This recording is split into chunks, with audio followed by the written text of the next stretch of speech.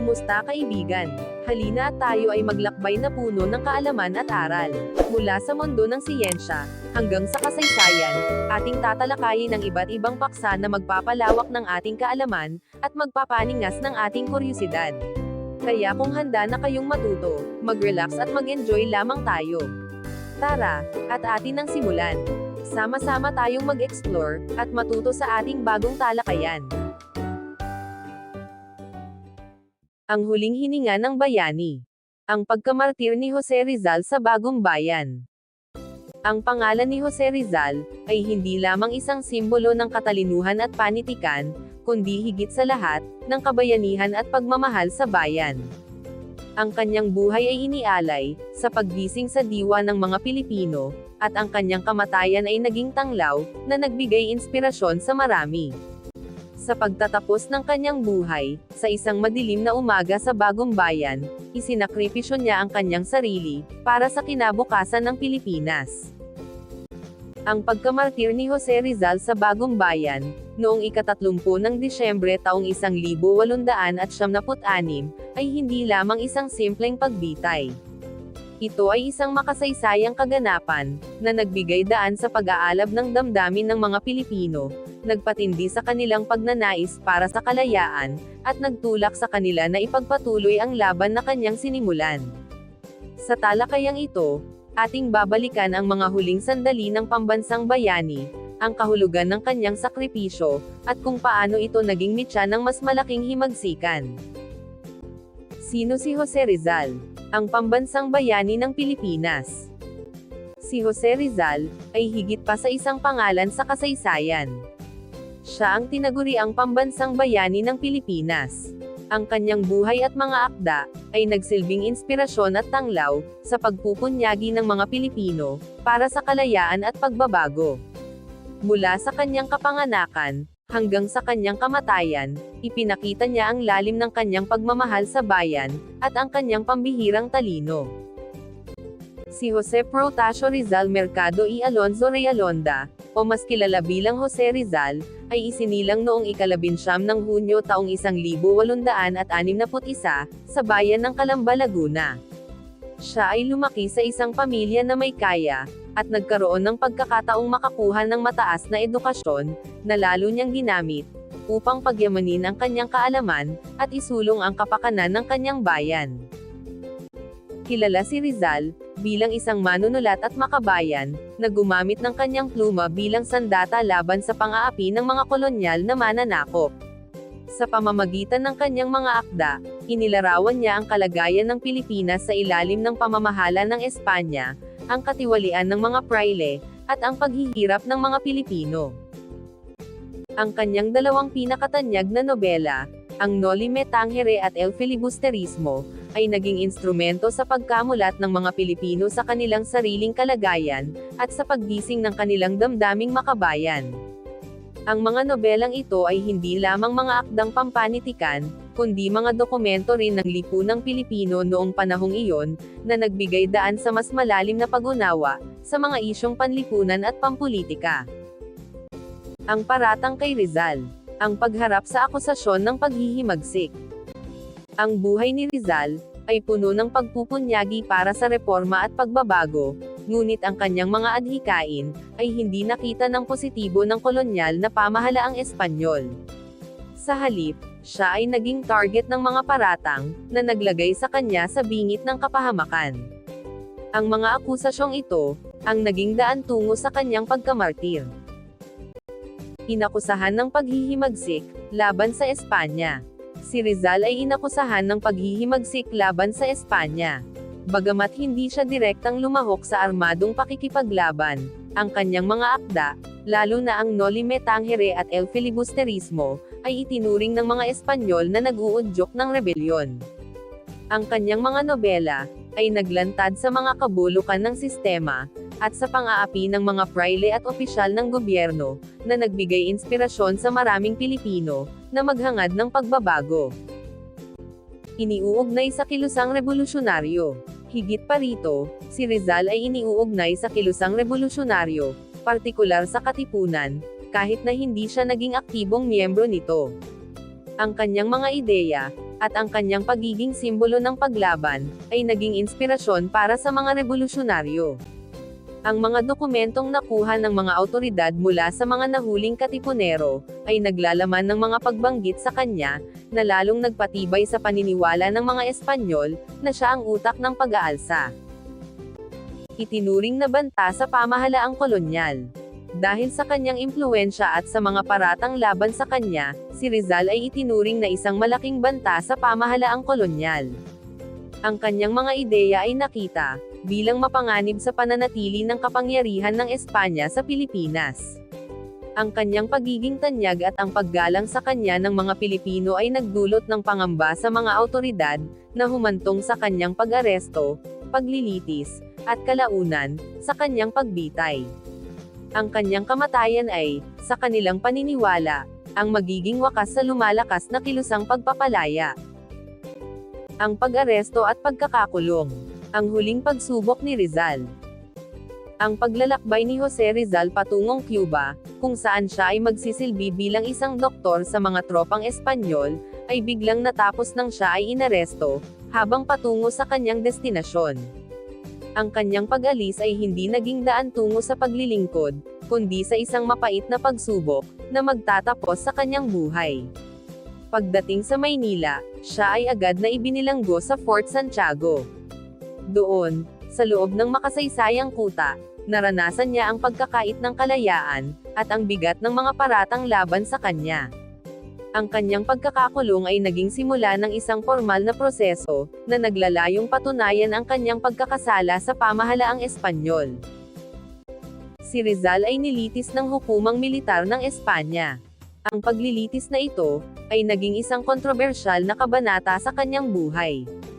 Bagamat siya ay nagtanggol sa sarili sa pamamagitan ng kanyang abogado, ang mga ebidensya na iprinisinta laban sa kanya, kasama na ang mga testimonya mula sa mga dating kasamahan sa katipunan, ay sapat na, upang hatulan siya. Ang hatol ay kamatayan sa pamamagitan ng pagbaril. Ang kanyang pagkakakulong at paglilitis, ay ang huling pagsubok na kanyang hinarap, bago ang kanyang pagkamartir. Ang huling gabi ni Rizal. Pamamaalam, panulat, at pag-ibig sa bayan. Ang bisperas ng kanyang pagkamartir, ay naging isang tahimik, ngunit napakahalagang yugto sa buhay ni Jose Rizal. Sa kanyang huling gabi sa selda ng Fort Santiago, sa kabila ng nalalapit na kamatayan, nagawa pa rin niyang ipahayag ang lalim ng kanyang damdamin, at ang kanyang hindi matitinag na pagmamahal sa kanyang bayan. Sa gabing iyon, isinulat ni Rizal ang isa sa kanyang pinakadakilang obra maestra, ang tulang Mi Ultimo Adios. Sa pamamagitan ng mga salita, ibinuhos niya ang kanyang mga huling saloobin, ang kanyang mga pangarap para sa Pilipinas, at ang kanyang pagtanggap sa kapalaran. Ang tula ay isang malinaw na pagpapahayag ng kanyang pananaw sa buhay, kamatayan, at ang kanyang pag-asa para sa hinaharap, ng kanyang mga kababayan. Sa kanyang mga huling salita, at sa kanyang mga isinulat, nagpahayag si Rizal ng kanyang malalim na pagmamahal sa bayan. Ang kanyang sakripisyo, ay hindi lamang para sa kanyang sarili, kundi para sa kalayaan, at kinabukasan ng Pilipinas. Ang kanyang huling gabi ay naging isang testamento sa kanyang kabayanihan, isang pamamaalam na nag-iwan ng hindi mabuburang marka sa kasaysayan, at sa puso ng bawat Pilipino. Ang pagbaril sa Bagong Bayan. Ang huling pagpupugay kay Rizal. Ang madilim na umaga ng ika-30 ng Desyembre taong 1876, ay nagmarka ng isa sa pinakamahalagang araw sa kasaysayan ng Pilipinas. Sa lugar na kilala noon bilang Bagong Bayan, na ngayon ay ang puok ng Luneta o Rizal Park, naganap ang isang kaganapan na magpapabago sa takbo ng revolusyonaryong kilusan. Ang pagbaril kay Jose Rizal. Sa harap ng maraming tao, kasama ang mga opisyal na pamahalaan, at mga sundalong Espanyol, isinagawa ang pagbitay kay Rizal. Si Rizal ay binaril ng isang firing squad, na binubuo ng 8 Pilipinong rifleman mula sa ika-70 Infantry Regiment, ang Magallanes, ng hukbong kolonyal ng Espanya. Sa kabila ng bigat ng kanyang kapalaran, hinarap niya ang kamatayan ng may tapang at dignidad. Ayon sa salaysay, Tinanggihan niya na itali ang kanyang mga mata, nais niyang makita ang langit ng kanyang bayan, sa kanyang huling sandali. Ang kanyang pagharap sa kamatayan, ay nagpakita ng kanyang hindi matitinag na pananampalataya, at pagmamahal sa Pilipinas. Ang pagbaril sa Bagong Bayan, ay hindi lamang ang pagtatapos ng buhay ng isang tao, ito ang naging mitya na nagpaalab sa damdamin ng mga Pilipino. Ang pagkamartir ni Rizal ay nagbigay inspirasyon sa marami na ipagpatuloy ang laban para sa kalayaan, na nagbigay daan sa mas malawakang himagsikan. Ang kanyang huling sandali, ay naging simbolo ng pag-asa, at ng hindi matitinag na diwa ng pagka-Pilipino. Ang martir ng Bagong Bayan. Bakit tinawag na martir si Jose Rizal? Ang pagkamartir ni Jose Rizal noong ika-30 ng Disyembre taong 1876, ay hindi lamang isang simpleng pagtatapos ng buhay, kundi isang makasaysayang pangyayari na nagbigay daan sa kanya, upang maging simbolo ng kabayanihan at pag-asa. Ang tawag sa kanya bilang martir, ay hindi lamang dahil sa kanyang malungkot na sinapit, kundi dahil sa lalim ng kanyang sakripisyo, at sa epekto nito sa kanyang bayan. Inialay ang buhay para sa bayan. Ang pinakamalaking dahilan kung bakit tinawag na martir si Rizal, ay dahil inialay niya ang kanyang buhay para sa bayan. Mula sa kanyang mga akda, hanggang sa kanyang mga huling sandali, ipinakita niya ang kanyang walang kapantay na pagmamahal, at dedikasyon sa Pilipinas. Ang kanyang mga nobela ay naglantad sa mga kabulukan ng kolonyal na pamamahala, at ang kanyang kamatayan ay naging isang malakas na mensahe, laban sa pang-aapi. Ang kanyang sakripisyo ay hindi para sa sariling kapakanan, kundi para sa kalayaan at kinabukasan, ng kanyang mga kababayan. Namatay dahil sa kanyang paninindigan. Si Rizal ay namatay, dahil sa kanyang paninindigan. Ang kanyang mga ideya tungkol sa reforma, katarungan, at kalayaan, ay itinuring na mapanganib ng mga kolonyal na awtoridad. Sa kabila ng mga banta at paratang, hindi siya sumuko sa kanyang mga prinsipyo. Ang kanyang pagtangging itakwil ang kanyang mga paniniwala, kahit nasa harap ng kamatayan, ay nagpatibay sa kanyang imahe bilang isang bayani, na handang isakripisyo ang lahat, para sa katotohanan at katarungan. Ang kanyang pagharap sa kamatayan ng may tapang at dignidad, ay nagpakita ng kanyang malakas na paninindigan. Naging inspirasyon ng mga revolusyonaryo. Higit sa lahat, si Rizal ay naging isang malaking inspirasyon ng mga revolusyonaryo. Ang kanyang pagkamartir, ay nagpaalab sa damdamin ng mga Pilipino, at nagtulak sa kanila na ipagpatuloy ang pakikipaglaban, para sa kalayaan. Ang kanyang pangalan ay naging sigaw ng pagkakaisa at paglaban. Ang kanyang sakripisyo ay nagpakita, na ang pagmamahal sa bayan ay maaaring humantong sa pinakamataas na antas ng kabayanihan, at ang kanyang alaala ay patuloy na nagbibigay lakas, sa mga susunod na henerasyon ng mga Pilipino.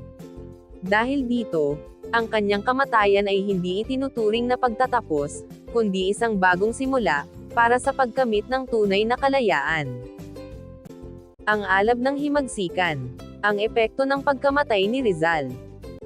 Ang pagkamartir ni Jose Rizal noong ika-30 ng Disyembre taong 1876, ay hindi nagtapos sa kanyang huling hininga. Sa halip, ito ang nagsilbing mitya, na nagpaalab sa damdamin ng mga Pilipino, at nagtulak sa kanila na mas puspusang ipaglaban ang kanilang kalayaan. Ang epekto ng kanyang pagkamatay, ay malalim, at nagbunga ng mga pagbabago, sa takbo ng himagsikang Pilipino. Lalong nag-alab ang damdaming makabayan. Ang pinakamalaking epekto ng pagkamatay ni Rizal, ay ang paglalim at pag-alab ng damdaming makabayan, sa puso ng mga Pilipino. Kung dati ay may pag-aalinlangan pa ang ilan, ang kanyang pagbitay, ay nagpakita ng sukdulang kalupitan ng kolonyal na pamahalaan. Ito ay nagtulak sa marami, na makita ang pangangailangan para sa agarang pagbabago at paglayo. Ang kanyang sakripisyo, ay naging simbolo ng pagkakaisa at pagtutol laban sa pang-aapi, na nagpalakas sa determinasyon ng mga Pilipino, na ipaglaban ang kanilang karapatan. Naging inspirasyon ng mga katipunero. Si Rizal, kahit hindi direktang miyembro ng katipunan, ay matagal nang itinuturing na inspirasyon ng mga revolusyonaryo.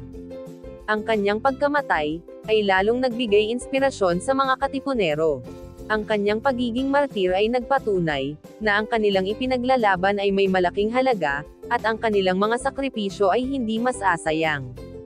Ang kanyang pangalan ay naging sigaw ng paglaban, at ang kanyang alaala ay nagbigay ng lakas at tapang sa mga sundalo sa gitna ng digmaan.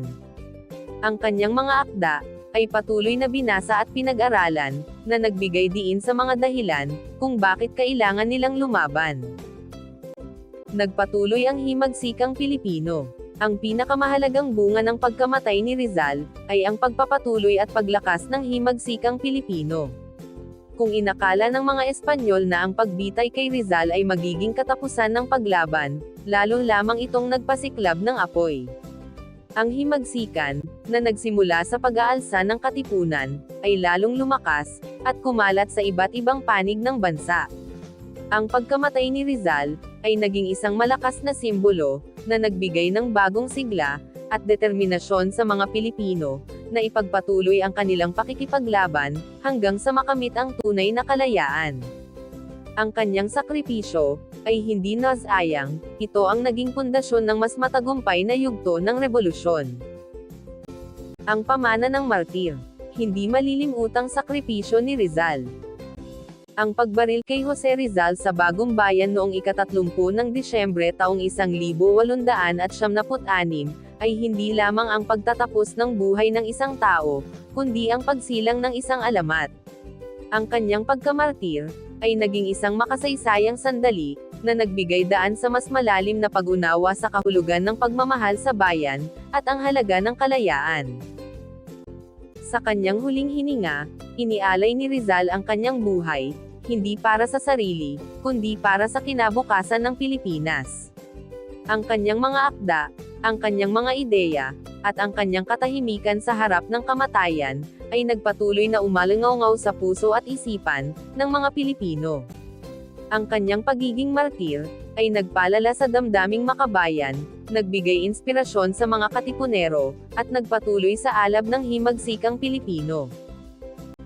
Ang Bagong Bayan, na ngayon ay Rizal Park, ay nananatiling isang sagradong lugar, kung saan ginugunita ang kanyang sakripisyo.